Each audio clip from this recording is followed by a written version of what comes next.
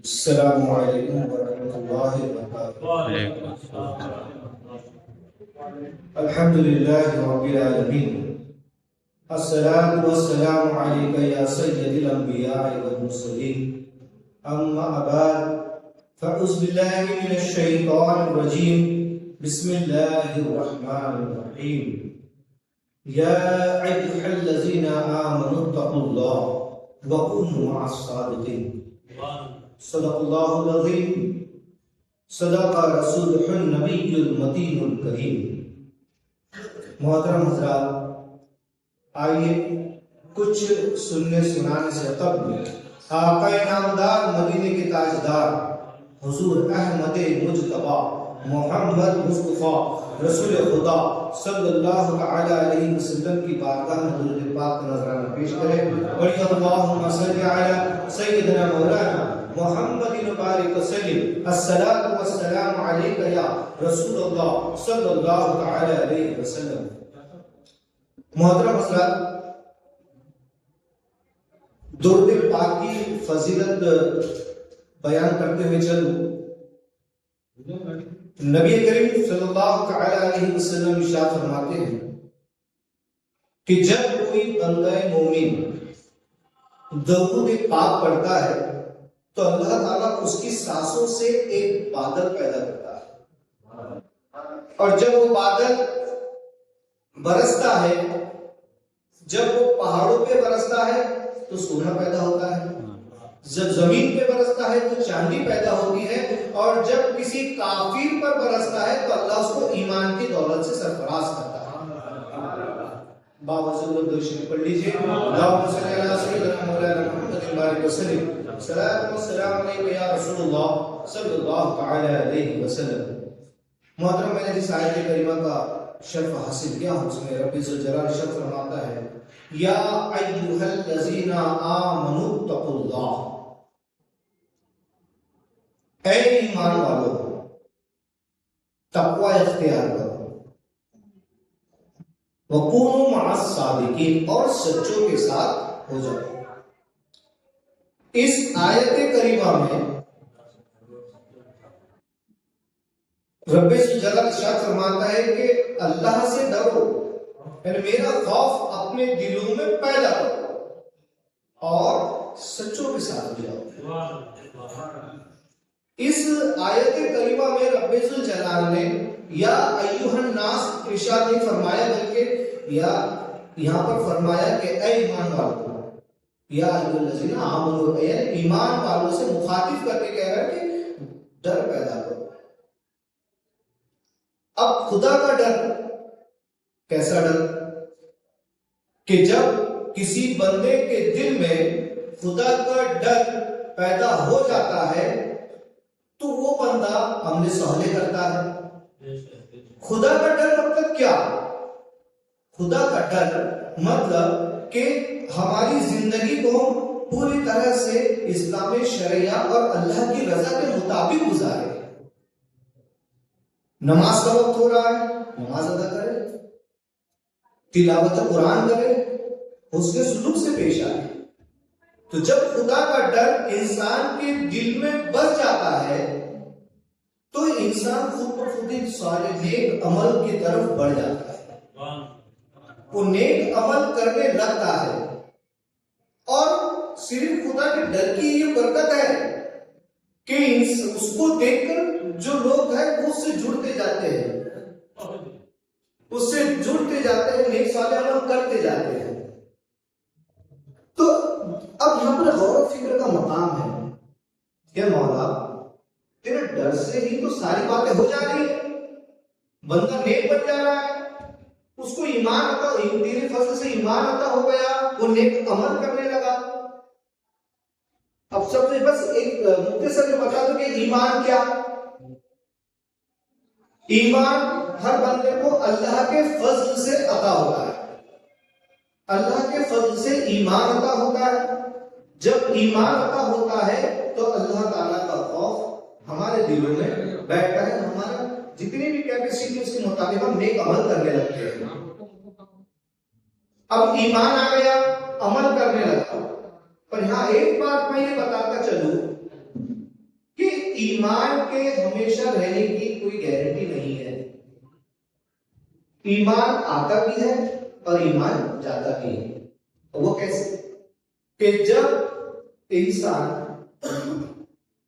कुछ ऐसे अमल कर ले, पहले तो बड़ा आबिद था, पहले तो बड़ा इबादत गुजार था, नमाजें पढ़ता था, पर छोटी सी गलती की वजह से ईमान सर्फ कर लिया जाता है। मिसाल, आदम अलैहिस्सलाम का पुतला बनाया गया, सारे फरिश्तों को रब्बे जलाल ने हुक्म दिया कि फरिश्तों मेरे आदम को सजदा करो। सारे फरिश्ते आदम अलैहिस्सलाम के सामने झुक गए, बस एक मरदूद साहब खड़ी रही, वो है इब्लीस।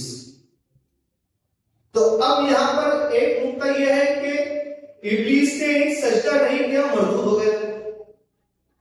अब यहां पर ये थोड़ा सा नुक्ता मैं रुक कर ये बताऊंगा कि हम तो हमारी नमाजें कितनी कज़ा होती है, फिर भी हम मरदूद तो नहीं होते, हमसे ईमान सर्फ नहीं किया लिया जाता। सजदा अमल है, सजदा अमल है, और अमल अच्छे और बुरे दोनों होते हैं, और बुरे अमल की वजह से इंसान काफिर नहीं होता, गुनाहगार होता है। पर यहां पर इब्लीस ने एक सजदा नहीं किया, तो खुदा ताला ने इरशाद फरमाया कि तुझको किस चीज ने रोके रखा? तो वो मरदूद कहने लगा कि ये मिट्टी से बना और मैं आग से पैदा, इससे बेहतर मैं हूं। इसने नबी की शान में गुस्ताखी कर दी। तो नबी की शान में, अल्लाह वालों की शान में जब गुस्ताखी की जाती है तो अल्लाह ईमान सर्फ कर लेता है। जब अकीदे खराब हो जाते हैं तो ईमान सर्फ कर लिया जाता है। तो पता ये चला कि अमल, तौबा के बाद अमल सुधारे जा सकते हैं, पर ईमान सर्फ करने के बाद ईमान अता नहीं होता, बल्कि धिक्कार किया जाता है। तो जो इब्लीस ने किया, एक अल्लाह वाले की शान में उसने गुस्ताखी की, एक सच्चे की शान में उसने गुस्ताखी की। सारे फरिश्ते अल्लाह के आदम के सामने झुक गए और इब्लीस अकड़ कर खड़ा रहा। क्या वजह थी? कि बस उसने आदम अलैहिस्सलाम की शान में गुस्ताखी की। तो अब ये ईमान उसका चला गया। अब ईमान चला गया तो अब यहां पर एक और बात आगे बढ़ रही है कि रब्बे जलाल इरशाद फरमाता है कि मेरा खौफ पैदा करो और सच्चों के साथ हो जाओ। और यहां पर हमको मालूम यह पड़ रहा है कि सच्चों के साथ क्यों होना चाहिए? ताकि हमारा ईमान सलामत रहे, ताकि हमारा ईमान सलामत रहे, इसलिए हमें सच्चों के हाथ में हाथ देना चाहिए। मोहतरम हज़रात, अब ये तो बात थी ईमान और अमल। अब सच्चे कौन? सच्चे कौन? सच्चे वो जिन्होंने अपना नफ्स जो है अल्लाह की रजा के लिए कुर्बान कर दिया, अल्लाह ने अपनी रजा उनको अता कर दी। तो हिंदुस्तान में हमारे बादशाह ख्वाजा मोइनुद्दीन हसन चिश्ती संजरी रहमतुल्लाह अलैह एक बड़ा प्यारा वाकया आपके सामने पेश करता हूं कि देख, जब कोई शख्स, चाहे वो कितना ही बुरा क्यों ना हो, कितना ही गुनाहगार क्यों ना हो, कि जब किसी सच्चे के साथ जुड़ जाता है तो अल्लाह की उस पर किस कदर रहमत और बरकत नाज़िल होती है। अल्लाह की उस पर रहमत होती है। गरीब नवाज अन्ना सागर के किनारे पर एक दरख्त के नीचे बैठे हुए हैं और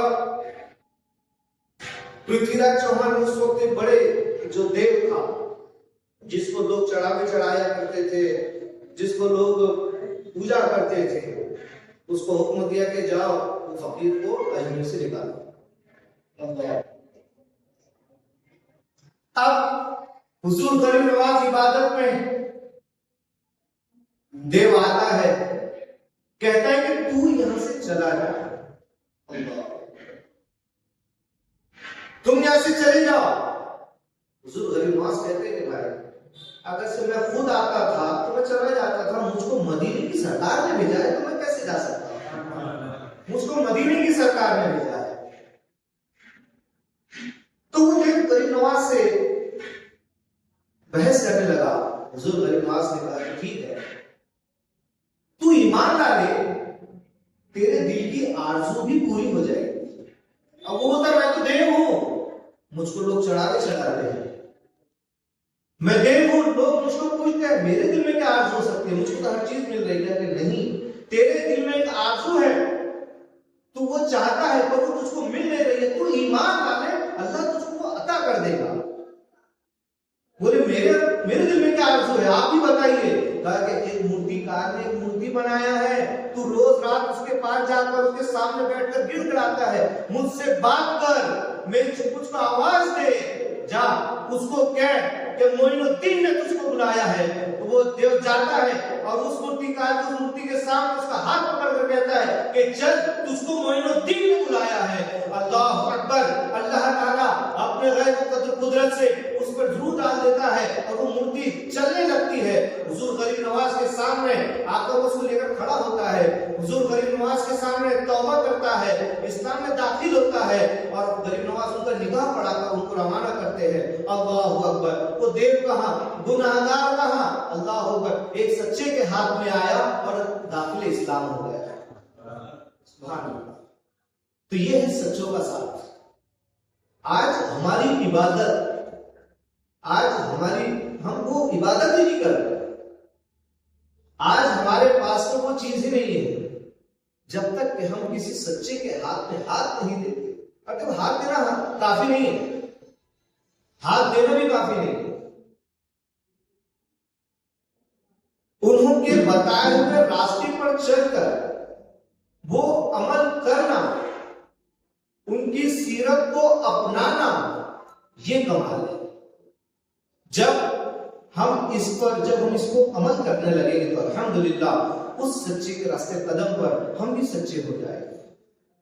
मोहतरम हजरात, हमारे अगर से हम देखें शुरू से लेकर आखिर तक सहाबा इकराम अलैहिम रिज़वान, उमर बिन खत्ताब रज़ियल्लाहु ताला, वो उमर बिन खत्ताब जिनको देखकर इब्लीस भी रास्ता बदल देता था कि खुदा के खौफ से इतना आप कांपते थे कि जब आप शहीद हुए और शहीद होने के बाद जब आपको गुस्ल देने लगे तो आपकी पीठ पर कोढ़ों के निशान थे, कोढ़ों के निशान ऐसे कि कहने लगे कि भाई आखिर इनको मारा था किसने। तो आपके जो फर्जंद थे हजरत अब्दुल्लाह बिन उमर रज़ियल्लाहु ताला कहते कि किसी की मजाक नहीं थी, मेरे माँ बाबा को हाथ लगा। ये हर रात अपने आप से हिसाब लिया करते थे कि बता कि ऐ उमर, कि बता आज तूने कितने लोगों को, आज तूने कितने अच्छे अमल किए। बस वो कहते जाते थे, अपने आप को कोड़ा मारते जाते थे। खुदा का हिसाब तो बाद में, पहले खुद अपने आप से हिसाब लिया करते थे।